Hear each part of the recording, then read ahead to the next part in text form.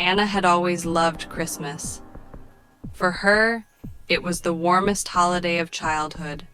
The smell of tangerines, the crackling of candles, and the soft music that played in her grandmother's house.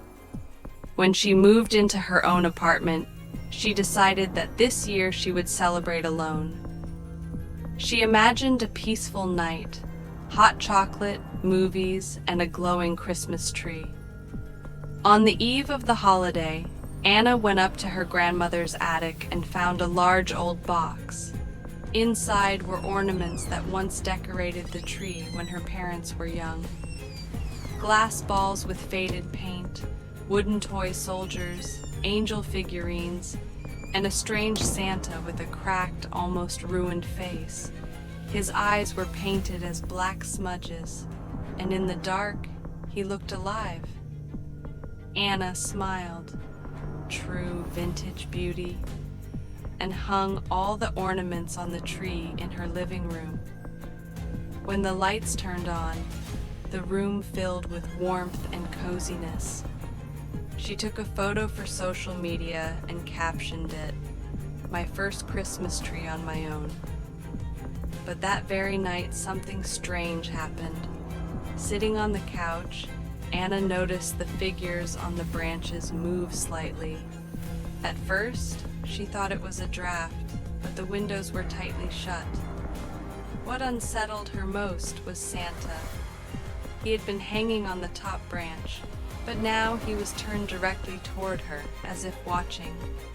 She laughed, "Just my imagination," and went to bed. At midnight, a sharp sound woke her, like glass shattering on the floor. Anna grabbed her phone, turned on the flashlight, and went into the living room. On the carpet lay a broken ornament. The toys on the tree looked different. The wooden soldier who had been high above was now on a lower branch, and Santa with the cracked face had somehow moved lower too, as if gradually climbing down toward the floor. Anna laughed nervously, though her throat tightened. She picked up the shards, turned off the light, and went back to bed. The next night, it happened again. A click, a rustle, a faint clink. This time, the soldier was almost at the edge of the branch, and Santa's boot already touched the floor. His black eyes stared right at her. Terrified, Anna tried to take the ornaments down. But as soon as she touched Santa, he fell straight into her hands, as if he had dropped himself. At that very moment, her phone lit up with a new message. "Don't touch us." She froze because the sender's number was her own. Anna dropped the ornament, but it rolled back to the tree and stopped by the stand, as if waiting. On the third night, Anna decided to leave the lights on, but at 3 a.m., the garland began to flicker on its own.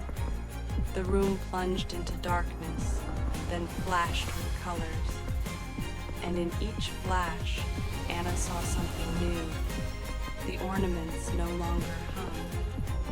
They were standing on the floor, tiny soldiers lined up in a row. Glass angels bowed their heads. And Santa stood closer and closer with every flicker. Anna froze, clutching the blanket to her face. Then came a faint camera click. Her phone, lying nearby, had turned on the camera by itself and snapped a photo. She cautiously looked at the screen and saw herself, and behind her, very close, stood Santa. Anna spun around.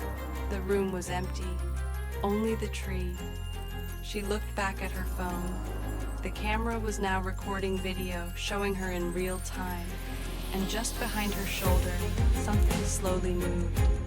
The garland flared one last time.